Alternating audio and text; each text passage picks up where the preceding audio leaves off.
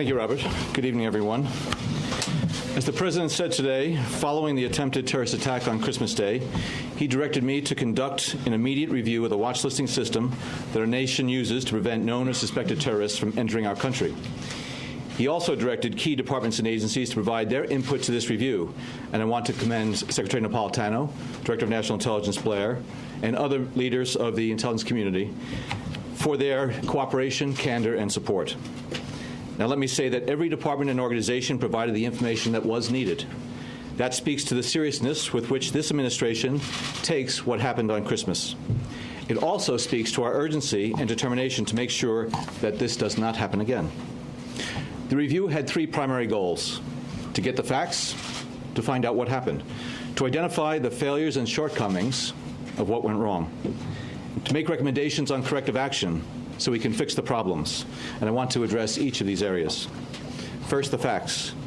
As the President has described in his public remarks, in the weeks and months leading up to the Christmas attack, various components of our intelligence community had fragments of information about the strategic threat posed by al-Qaeda in the Arabian Peninsula, or AQAP, and the specific plot of Umar Farouk Abdul-Muttalib.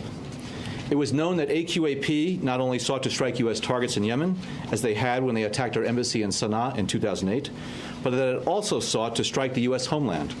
Indeed, there was a threat stream of intelligence on this threat. It was known, thanks to the warnings of his father in November, that Abdul-Muttalib had developed extremist views, and his father feared he had joined unidentified extremists. And, as the summary points out, there was information about an individual now believed to be Mr. Abdul-Muttalib and his association with al-Qaeda. These are among the fragments of intelligence that were available in the intelligence community on Christmas Eve, before Abdul-Muttalib ever boarded that aircraft in Amsterdam. Of course, the central question is, given the fragments of intelligence we did know, why weren't they integrated and pieced together in a way that would have uncovered and disrupted the plot? That leads to the second line of inquiry. What went wrong? As the President described, this was not the failure of a single individual or a single organization. Yes, there were some human errors, but those errors were not the primary or fundamental cause of what happened on December 25th. Rather, this was a systemic failure across agencies and across organizations. I want to be very clear about this because there's been some confusion out there. In recent days, it's been widely reported that we saw the same failures before 9/11, or the same failure to share information. And after 8 years, why hasn't this been fixed? Before 9/11, there was often a reluctance or refusal to share information between departments and agencies. As a result, different agencies and analysts across agencies were at times denied access to the critical information that could have stopped the tragic 9/11 attacks. And over the past 8 years, those issues have largely been resolved. That is not what happened here. This was not a failure to share information. In fact, our review found the intelligence agencies and analysts had the information they needed. No agency or individual was denied access to that information. So, as the President has said, this was not a failure to collect or share intelligence. It was a failure to connect and integrate and understand the intelligence we had. We didn't follow up and prioritize a stream of intelligence indicating that al-Qaeda in the Arabian Peninsula sought to strike our homeland, because no one intelligence entity or team or task force was assigned responsibility for doing that follow-up investigation. The intelligence fell through the cracks. This happened in more than one organization.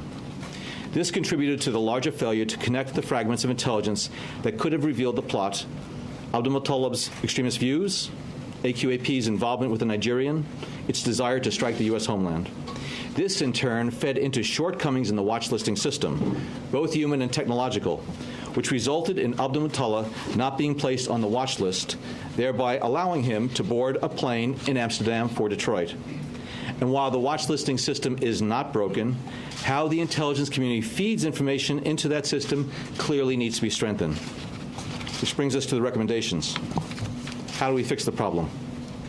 Today, the President is issuing a directive to all the relevant agencies on the corrective actions he has decided on. There are more than a dozen corrective steps altogether, and each is assigned to an agency that is now responsible for their implementation. As the President said, they fall into four broad areas. First, he is directing that our intelligence community immediately begin assigning responsibility for investigating all leads on high-priority threats so that these leads are pursued and acted upon aggressively so that plots are disrupted. Second, he's directing that intelligence reports, especially those involving potential threats to the United States, be distributed more rapidly and more widely. Third, he's directing that we strengthen the analytic process. Director of National Intelligence Blair will take the lead in improving day-to-day efforts. The President's Intelligence Advisory Board will examine the longer-term challenge of identifying and analyzing intelligence among the increasingly vast universe of intelligence that we collect. That challenge, dealing with the volumes of information, is growing every day.